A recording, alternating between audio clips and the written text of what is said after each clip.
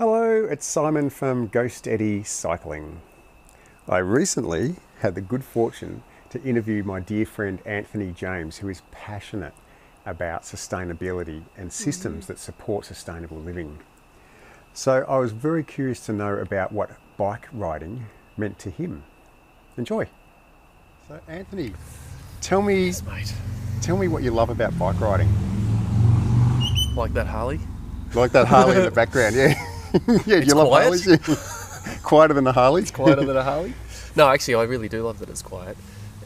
Even just the other night, there were 5 of us taking off from a team dinner from the Abbotsford Convent at, I don't know what it was, 10 o'clock at night. All on bikes? All on bikes. Yeah. So the 5 of us take off from the convent, right by the river at night, and it's quiet.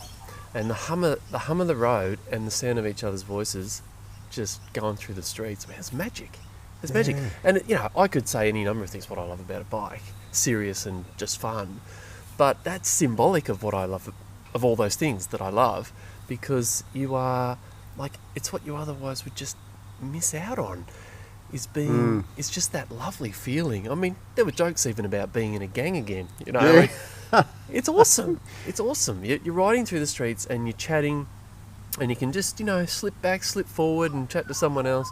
And you're hearing the sound of the Magpies? night Yeah. around you. And hey, you can just walk through this path as well if you want to get to the other side of the train line. You don't have to go round. The freedom and the the fun in it. And this is a spanning people of ages, I don't know, perhaps 25 to 45 or Yep. something. It's a beautiful thing that otherwise we just give to the teenagers of the world. Yeah. Back of that. Yeah. Reclaim Take it it for back. ourselves. Yeah. That's right. Yeah. So share it with them. So for awesome. you, it's a social thing as much as Oh, absolutely. a physical Yeah, thing. so my old mentor used to explicitly say it's a social mechanism more than a technical one. So more than That's the an machine, interesting point. it's the means of engagement. Because that's not something I hear much of when I ask bike riders, No. even though they might imply that. So Well, that's right. That's right. Some probably intuitively have that within them, but no. I mean, that's why Frank the bloke we're talking about, used to, ride an old clanger. No, he had to really make the point. That was what he wanted to do. Is I don't do that, but that's what it is to me still. Yeah. And certainly I don't. It's not flashy. Mine's not flashy, but it's it's a decent touring bike. So, Yeah. but he used to ride an old clanger. But I tell you what, after he died, and I rode that bike to the memorial, geez, was it a smooth ride? An Interesting. old steel clanger that looked Yeah. like shit, but boy, Yeah. did it ride beautifully. So it Yeah. was service to the hilt. It was made to move beautifully through cities, but not to race, not to show, to connect, and not just with people, but yes, with people, just with everything, even the topography of the land. Yeah. Connect with the wind in your hair and know where it's blowing and which way the hills are going, and how you can use the train line to avoid going into headwinds on up a hill.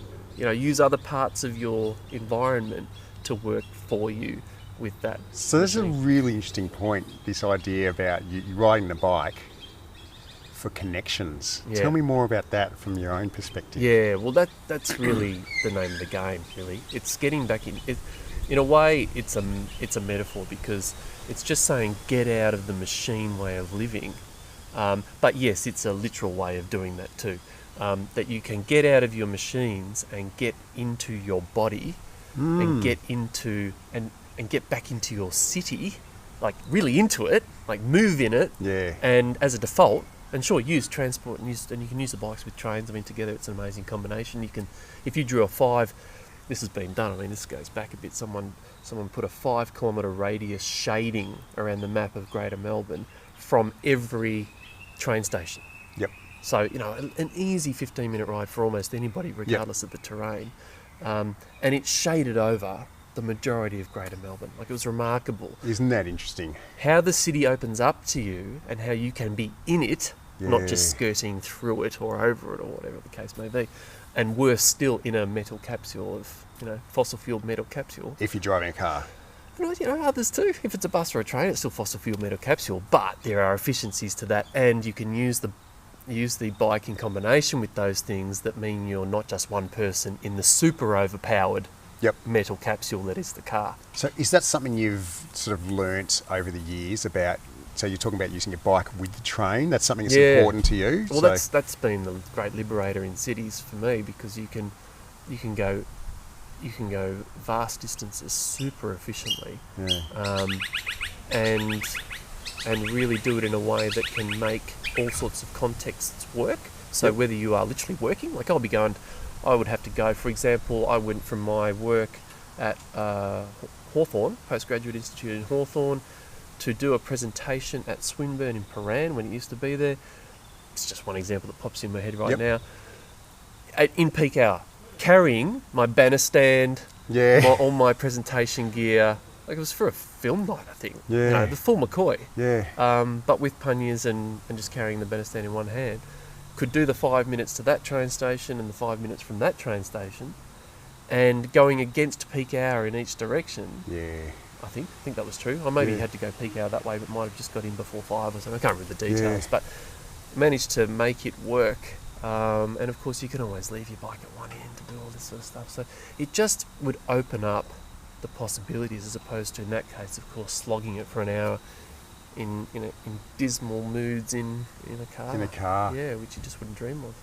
What about, do you still enjoy doing long distances on the bike anyway when you have the choice? Yeah, so I really love that. So we only got to do a little bit of that before our young son was born, and we haven't got to the point yet where we're doing it with him, but we will. And geez, that's amazing too. But it's amazing for the same reasons, really, is to get more in touch. So for us, there was this great moment where, sort of symbolic of it, where we are riding between Swan Hill and Echuca on the Murray River, between, well, that's the border of Vic and New South Wales for those watching further afield. And there had just been big floods, so water was everywhere. It was incredible. The bird life was everywhere, just over what was farmland. Bird life, amazing. And there was one moment where I think we're getting close to Echuca by this point. We're riding down a back road as we were trying to hit up, and we had got right into the middle. The road was sort of raised at this point. It was pretty thick green around us, so we didn't know that we were in the midst of a whole pack of birds. Just birds everywhere, until we were in them. And then they took off as one around us. Brilliant. If we were in a machine, they would have been long gone. And again, that's a moment, but it's not just a moment. This is the norm when you move like that. You are in the life of it, and you're a part of it. You're not. I mean, they were scared enough and startled enough by two bikes, obviously, in the end. But we were amongst them by then, and the wonder and the awe in that. It's as much as the other night at the convent. It's the same stuff. It's this wonderful way of being open to life, and of course, in a very literal sense, not destroying it in the motion, in the path of moving.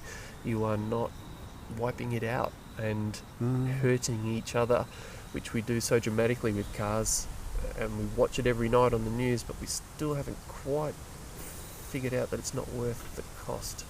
Why do you think that is?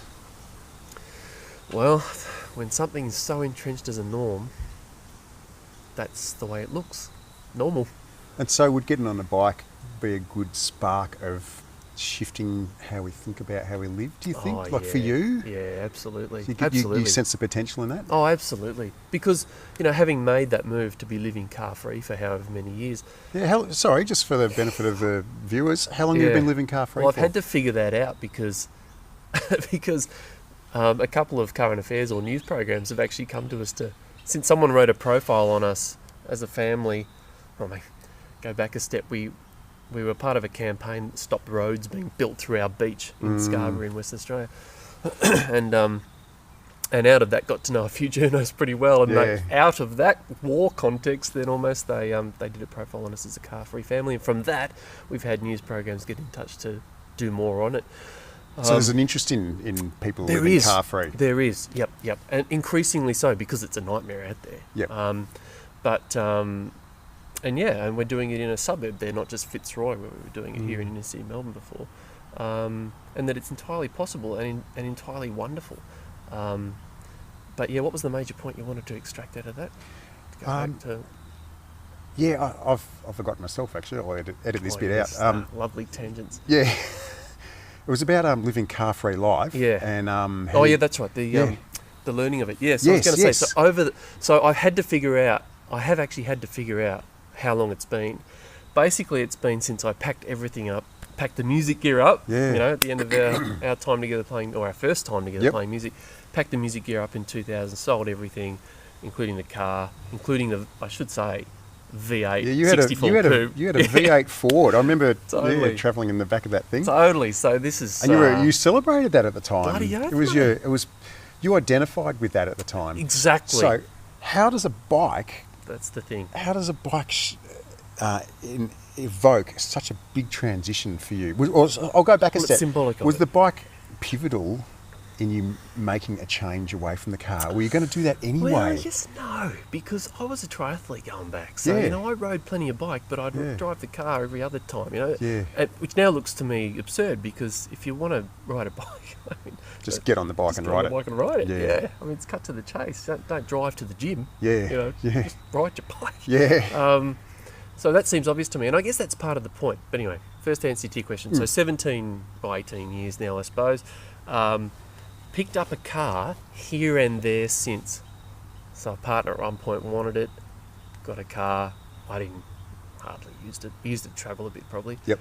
And right now, as it happens, we picked up a car to take the podcast around the country, and then we expect to ditch it again. So, and that's the broader point.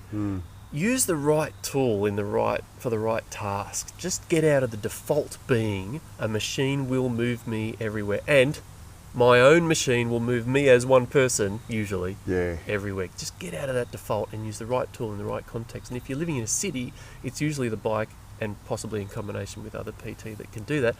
So was it the thing that did it? Not in itself, because Chicken and egg. again, it's not Yeah. it's not the machine. Yeah. Yeah, it's still up to us, and it's the same with climate change and renewable energy. The renewable energy won't save us. That's a tool we have the potential to use to save ourselves. Yes. And so the bike in the urban context is a tool that can be an awesome liberator, and reduce the destruction and congestion and waste and etc. etc. Having said that, when you do get on it and you start to develop this mindset, yes, it furthers it, so that now, having lived this way for a period of time, it gets more and more, it becomes more and more apparent to me. So it is a journey of enlightenment, I suppose. Not that I'd claim it, but the journey of enlightenment. Big call. You're on the path. Yeah. Because you can just feel. I mean, it's a classic quote of Thoreau's mentor. Who was that? Emerson? Can't remember. Who said something like, "The world shines when your eyes open to it." Something. That's the thing. And when you're on that path, it just shines more. Yeah. And that's the reward in a sense, I suppose, of living in that way. That the world opens up to you and you open up to it. So now, just coming to your place today, happened to be in a car, and it was literally viscerally painful. Yeah. I mean, the roads are choked. You're going nowhere a lot of the time, pumping 4 or 6 cylinders, and more. I watched a V8 go past, my old fare, Yeah. at 10 kilometres an hour for a long time. This might be a pretty radical concept for a lot of people who are maybe driving a lot. So Yeah, well, I was one of them. So I used to drive across the road to university, 2Ks, Yeah. Monash Uni out here, a big campus, but still Yeah. silly. I used to drive to Byron Bay on weekends. You might remember this. Yeah. I hated living in the Melbourne winter Yeah, so I much. remember this I used well. to drive to Byron Bay for weekends. Wow. I mean, for those who don't know, that's 1,600k or something. Yeah.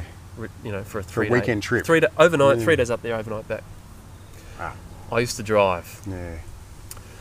And it's not saying that's, that's probably a bit crazy, but it's not, in general, it's not vilifying any mode of transport. It's just saying, let's get the right form for the right job. I equate it to sort of being a tradie, and you're looking for a toolkit. You're not just going to use one particular spanner for every job you've got. Just Yeah. get the toolkit and pick the right tool for the job.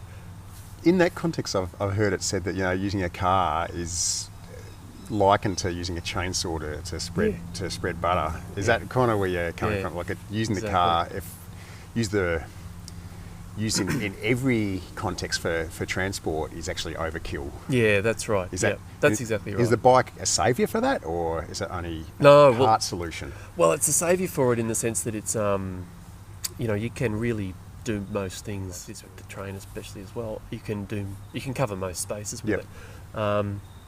It'd have to be the newer, really fringe bits that are just so out there and not serviced at all well. That wouldn't be so. But for the rest of us, the majority of us, it can be done. But yeah, your point is, it's really important to probably flesh out a bit actually just why it is that chainsaw carving butter, and that's because really in reality what we're doing is moving around.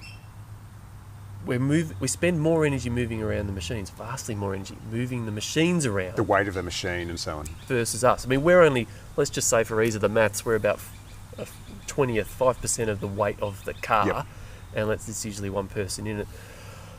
But our cars are getting bigger. But let's just say for ease of the maths, I'm about to roll out that that's true. We're about 5% of the weight of the car, and that the car is about 20% efficient in converting the fuel to motion. Mechanically, 20% efficient. So if you divide that then by 20, because you're only a 20th of the car weight, so that it's only 1% efficient in moving you. It's 20% efficient to move itself, but 1% efficient to move you as the person in it. And that's before you take into account what you're investing energy and money-wise into servicing it, insuring it, registering it, did I say buying it? Of course, in the first instance. I mean, it said you essentially work a day a week to fund your car.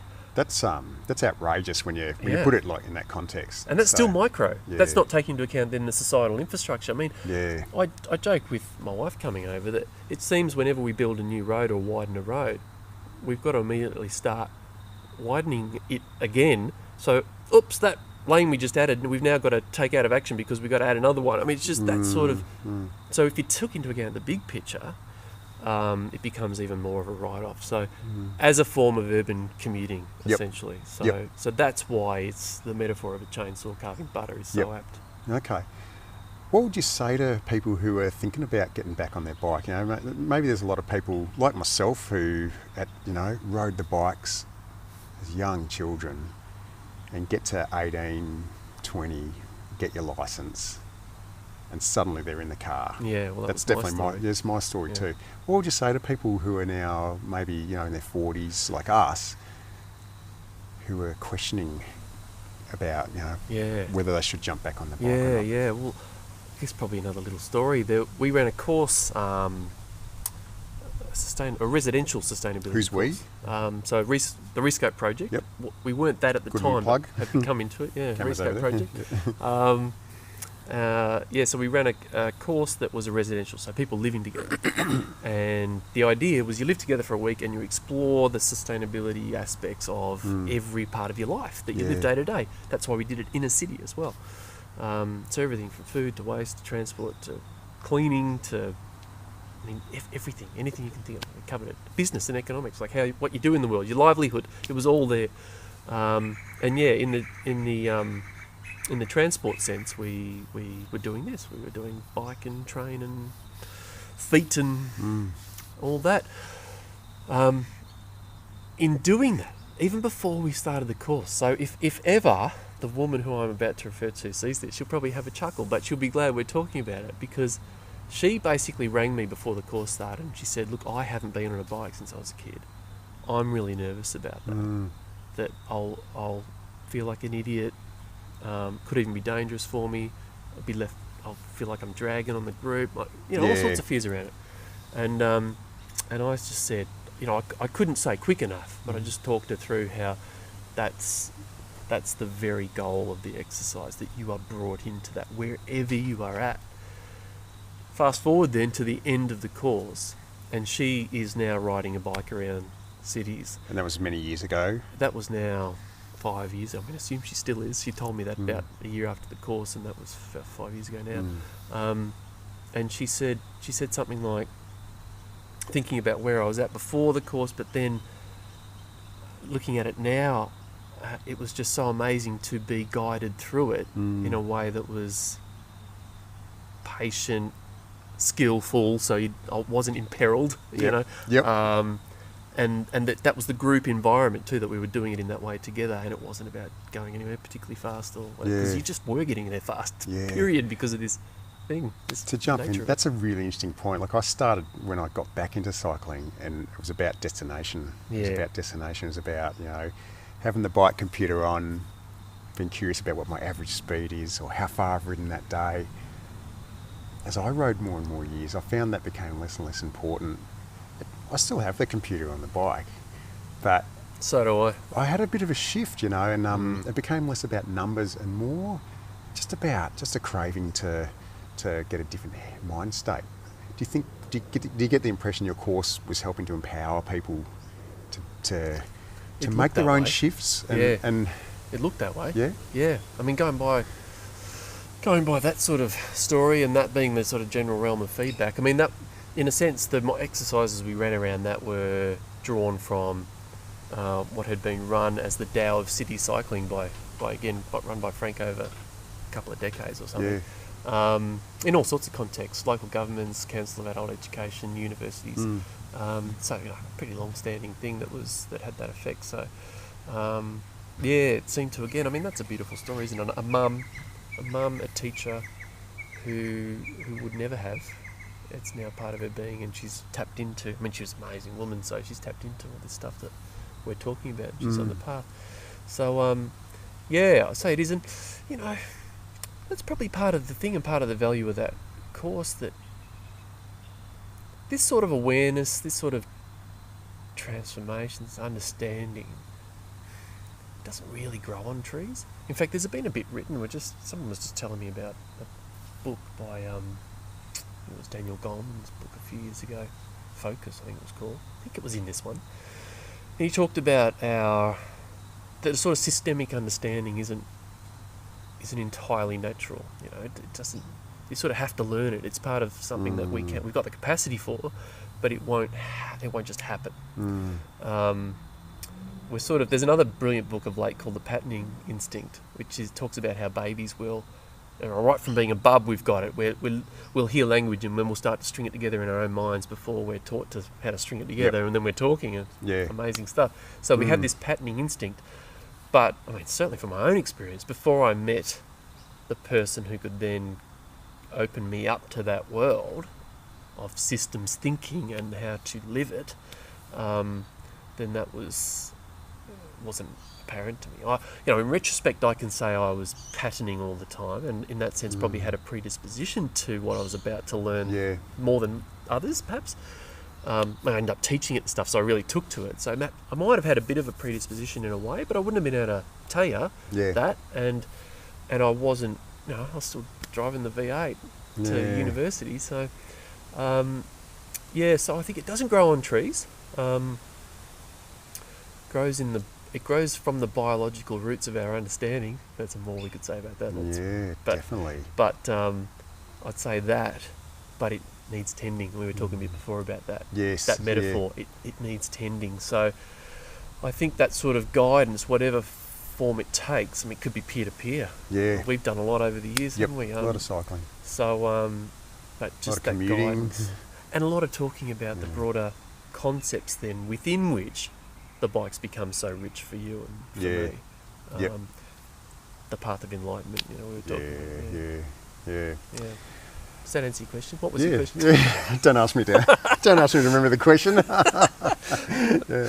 So the path of enlightenment is a meandering path. And it involves a bike Just go somewhere. this way, that's right. Just don't stack it. Yeah. You're almost implying that the bike can be perceived as a system of living. Well said. Yeah, well said. Is that Yeah. No, well said. I mean, again, system's just a metaphor. Yeah. So the But sorry, before you go, ahead. it's not just about buying this thing from a shop and just doing a weekend ride. You're implying that there's so much more potential for interactivity in society. Is that exactly, exactly. And yet, it won't take you long if your eyes are open to it to see that. when you ride and you can say good day to the person next to you with the lights. Yeah. For example, I mean, it's trivial, isn't it? Or when you drop something and Trivial on one level, but not on exactly, another level. Exactly. It's actually profound. Human connections. And that's the thing. Where otherwise we're sealed off and getting angry. Yeah. And frustrated because we're not moving our bodies, and this bloody machine's not moving much either. God damn it! Yeah. You know? Yeah. It's utterly a disempowering. Well, it's a disempowering state of being versus an utterly empowered state of being. So yeah, it is powerful. It is profound and powerful. But again, you need the eyes to access that. Hopefully, this is your terrific initiative here will be part of that. You know, just helping people. Just another mechanism. You know, that you won't necessarily need a course or to have the person next to you. That's what like fascinates me, you know, like where people can, and I don't mean to sound righteous in any way, but where people can actually have their own epiphanies about riding a bike, Absolutely. you know, without having to watch a video like this. A friend said yesterday something like, it's got to be bought, not sold.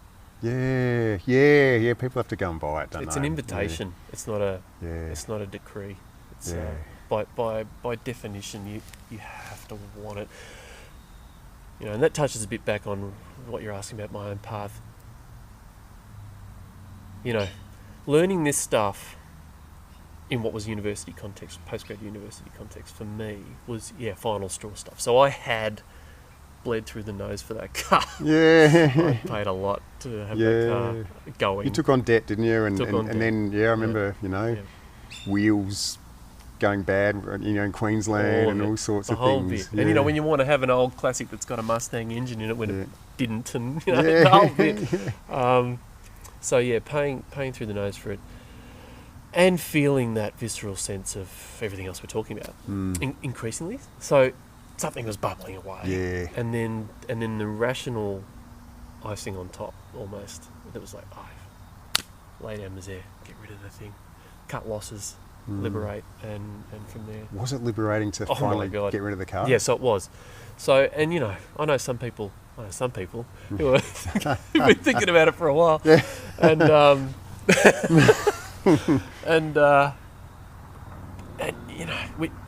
if you're at that point that I got to, it's no doubt it's easier. It's just sort of, it's like, can I get rid of it fast enough, sort of thing. And for me, perhaps I was lucky too, because once the band ended, I was going to Latin America. That was the thing. So there was a confluence there where I was going. So maybe that's the little nudge that maybe I would have been a bit more scared about. I don't know. Yeah. But I understand that, you sort of have to get to a point for yourself where it's so irrefutably not good that you opt in for the better. Yeah. But it doesn't have to be that way. More and more of us can. You don't have to learn. We don't all have to learn the hard way. We can learn from the people that learn the hard way. Yeah. And like with any movement. Millennials are doing this. Yeah. This is the interesting thing about it. That millennials are abandoning the car ownership, and even licenses in droves. In favour of a bike or just proximity. So you are living on your feet and on bikes and on PT. It's access, not ownership, is the paradigm that is now on. Yep. And we just don't realise it quite so much. But hopefully we're starting to understand that this is on. And B, of course, it's the younger generation. So the rest of us are just like, car is freedom. It must still be freedom as we sit in traffic jams, and create those traffic jams, I should say. But to them, it's not anymore, and for good reason.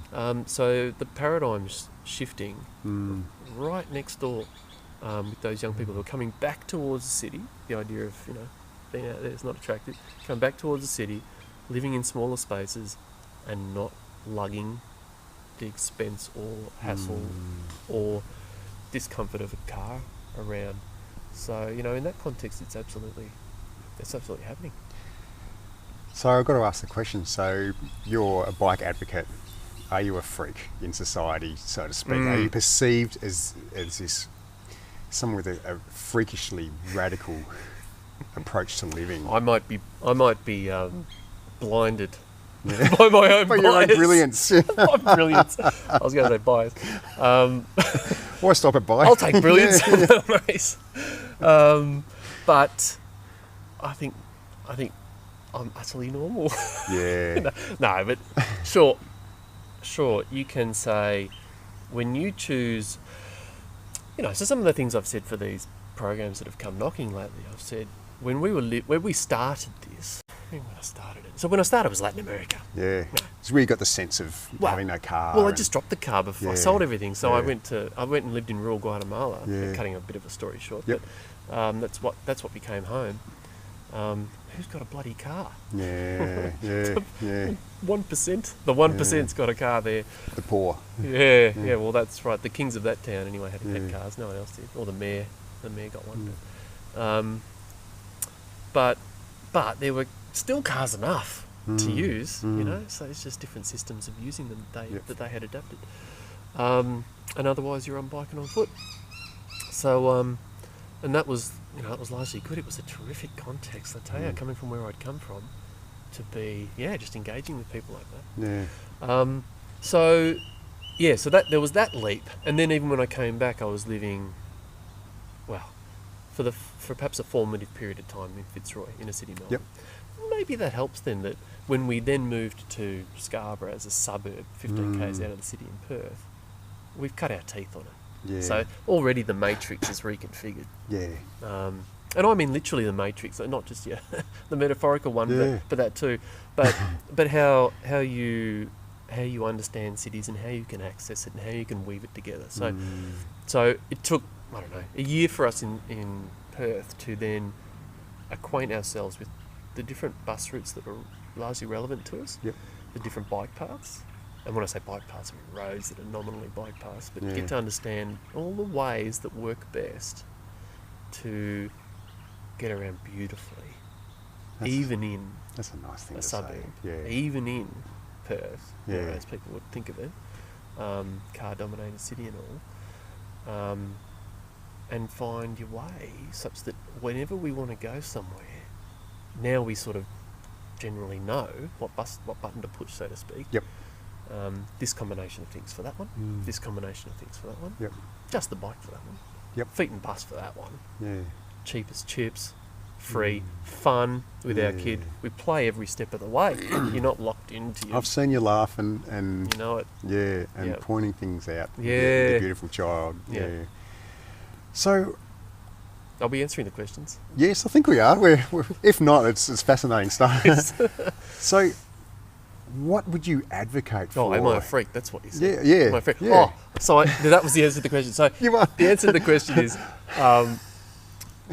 it's clearly not normal. In fact, we might be the only ones living that way in suburban Perth. Yeah, because that's freakish. So an answer to your question could be, on the other hand, what I just said about millennials, they're going a bit closer to the city and they're doing it. So it's just perhaps the next rung of suburbia sees it as foreign. Yeah. One rung in, it's on the march. It's normal. It's totally becoming more normal. Yeah. Fast. Yeah. And then the rest of us out here are just sweating it in traffic. Yeah. And cursing. Yeah. West Coast Highway is bumper to bumper for bloody miles, and we're just watching the sunset as we ride past. It's that sort of insight that we sort of hopefully will cultivate more of. So a bit of a freak, but in some respects becoming more normal with the next generation. Yep. And of course, in the context of understanding this stuff, you'd like to think thoroughly normal it's a healthy way to respond to the context we're in. Final question, it's a biggie. What do you advocate for when you're in dialogue with governments or councils? What supports need to be in place to encourage cycling? Yeah, good question. Where do I start with it? At the start. There's so much that could be said on that. The main thing is you have to work where you're at, so just get in there and meet people and find out where they're at and where the plans are at and try and So there's no take it somewhere better. There's no golden yellow There brick can't road. be. No, Yeah. it's all context and it's all place and it's all relationship. So get to know people. Get on advisory committees and local governments and contribute. Yeah. What do you say to if Yeah. you've been participating in it? So, yeah. What sort of things do you advocate for? Yeah. So you advocate for connectivity amongst the various systems. So the stuff that, for example, my family has then created this matrix of our understanding, our overlay on it. you know? Yeah. So we use all the different systems in complement and live, I mean, really in luxury. I say this, Yeah. we're in, even there, it's Yeah. luxury of the options we've got. Yeah. So- yeah. Spoiled for choices. And despite the gaps in the system, they're there. Totally, and they should be better. Could be, should be, but it's still luxury. So we've done that, but we've done that after whatever 15 years of cultivating that mindset and the abilities, the capacity to do that. You don't want everyone to have to do that for a city to work well in terms of Yeah. how people get around. So, it's really about trying to make it easier for people to access the city in that way. Okay, yeah, that's Yeah. a really beautiful underpinning Yes. approach, and how that's expressed might be. So- it is contextual. It is. So you're talking about things like, I mean, for example, where we are now, there's a thing called a bike boulevard that they're looking to connect the train station, the nearest train station, 5 km something away, to the foreshore, which has a coastal bike path and stuff. So you're looking to, and they're both sort of activity zones, lots of shops and cafes and whatever, and of course the ocean on one side.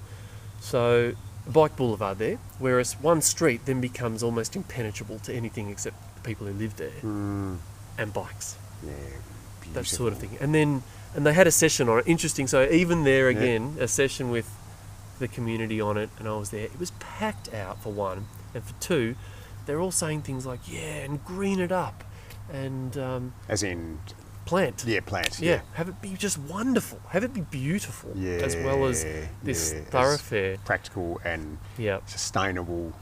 And Napier Street in Fitzroy was that when we were living there. I Yeah. mean, at night you just see, in winter, you just see flashing lights, and again in I utter remember, silence yeah. with trees overhead. It's beautiful. Yeah. Beautiful. Yeah. So that sort of stuff, yes. Not the Copenhagen lanes. We have always suggested. You've spoken on this with me before, actually, Yeah. just to unpack that a bit. Like, you've Yeah. suggested that they're not the way forwards to paint a white line on a road. Why? Well, no, painting white line on the is probably what to do. So, Okay. so let's Oh, contrast yep. it with it's that versus a concrete fortress. Yes. Okay. As That's in basically the as thing. in physically separating a bike lane Yep. from a road. Yeah, yeah. saying that's not with the way to concrete go. barriers, Yeah. it's not the way to go. Why? Because it's a fortress mentality. This is my turf. Get off it. Yeah. Sort of frame Yeah. versus living together and understanding each other and connecting with each other. So, doing it in a way that, for example, and I've seen this again on having just come back to Melbourne this time for a couple of weeks. There's a thoroughfare that's adopted this that I hadn't seen before. I can't remember which one it is, but it's a bit like, I think it's Albert Street Yep. or Clarendon, maybe Clarendon. I think Albert's got the Copenhagen, doesn't it? Clarendon I think down so. to Yeah. the MCG. Yes. Yes. That's got the painted It line. does. Yes. And what it's got is buffer. Yes. So you've got painted no-go zone, Yep. bike lane, painted no-go zone Yes. with a dooring space. Yes. That is gold. And I believe, last I looked, the stats reflect it. It achieves everything you want it to achieve in terms of safety and encouraging people in and all that sort of stuff. So there are other ways that are less clearly carbon intensive Yep. that don't reinforce the fortress mindset that you can do this with, and particularly in this context where it matters not to be carbon intensive, and it So it matters does not to yeah. draw wall. I mean, build the wall. It's the oldest response in the book, isn't it? Yeah, And we know where it's yeah. trotting out now. Yeah. I mean, it's not. Seems a bit ridiculous. It seems that it is in a way. Again, if you see it like this, Yeah. I'm not vilifying the people who think that's the way to go. It's Yeah. worked in other parts of the world. Has it statistically? Only because it's the context that's come from. I just argue that it's not for this context at this time, and that it's unnecessary because we're seeing the results from the other ways of legitimising and shifting the norm around the transport Yep. options. Ultimately, and this is where you have to be really careful, and some of the bike advocate groups don't do this. Ultimately, you can't just, for example, tack on bike paths to new toll road projects. Why? Because you're just maintaining the way it is, and the way it is a disaster. You have to you ultimately have to shift mode, that mode shift.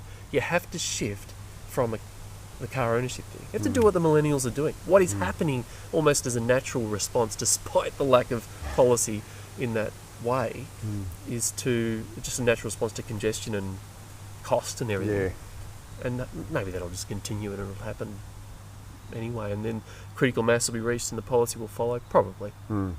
But basically, you've got to find a way that gets out of the absurdity from any point of view: energy, efficiency, enjoyment, connection with life, whatever, carbon emissions, to get out of one person per car, the Dodo, driver-only, driver-owned Yep. vehicle. Get out of the Dodo, phase that into extinction. So, single driver in a vehicle. Yep, get out of that model and get out of the model. That's the chainsaw. That's the chainsaw. Yeah. And the ownership is the critical thing here, though, because even if you drive your car less, so more and more of us are driving. We've reached peak car like 13, 14 years ago. So now, Meaning that streets are clogged, and was that peak car? essentially, what peak car means is that we've reached peak distances travelled per capita, peak speeds, Oh, okay. Yeah. peak license acquisition, like the whole This is bit. quantifiable. It's not just a feeling. No, it's Okay. quantifiable. Yeah. It's all average speeds. Did I say the whole bit? Yeah. So so peak car was reached in about 2004 in Australia and last year around the Western world. Interestingly, so again, this shift is on. It's just another indicator saying the shift is on. But the less we drive our cars, in that paradoxical way, if you've still got it in the garage, and you're still paying for it, Yeah. and everything else attached to it, including the space for it. Yeah. And we're all paying for that space, the parking Yeah. on the street or when you come out onto that street.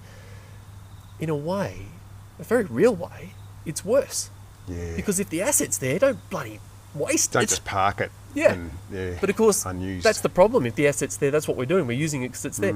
We have to break that ownership nexus to really get to the nub of where we need to go and where cities could be amazing and Yep. healthy and environmentally sustainable and all that sort of thing. What about these shared bike schemes?